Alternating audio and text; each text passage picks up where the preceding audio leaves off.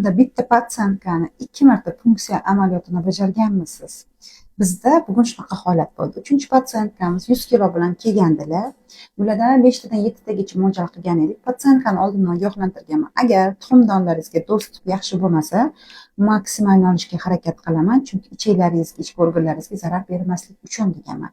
Va patsientkamiz afsuski boshlayotgan paytimizda hayajonlanma, tomirlarda endotelialniy funksiyasi buzilganmi, barcha tomirlarida yorilish bo'lib venaga tushilmadi va bez narkoz vaqtdan yutqizmaslik uchun 6 ta tuxum hujayra olishga erishdim. Lekin patsientkada bir necha follikula qolib ketgani uchun qolgan punksiya amaliyotlarini tugatib olib, 1 soat o'tgan bo'lsa ham qayta ayolimizni punksiya qilib, hozirda yana 4 ta tuxum hujayra olishga erishdim. Hozir jami 10 ta tuxum hujayra oldik. Inshaalloh patsientkamdan sifatlari yaxshi chiqsa, bugun o'zi urug'lantiriladi.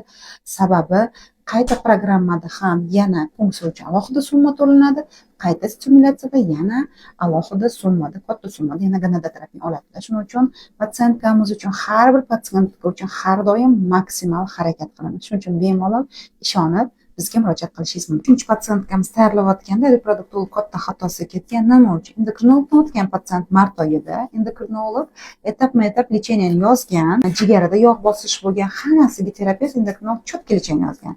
Arsen ukolini ham yozishgan. Faqat arsen ukolini 2 kursini, ya'ni 1-2 haftasini olgan va 3-4 haftasini olishga ulgurmasdan vrachlari endokrinolog tavsiyasiga ahamiyat bermasdan gonadoterapiya ukolini boshlab yuborishgan.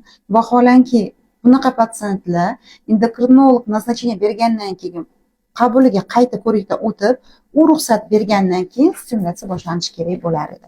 Shundagina biza patsientkamiz 2 marta punksiya amaliyotini bajarmagan bo'lardik va qiyinchilik tug'ilmagan bo'lardi.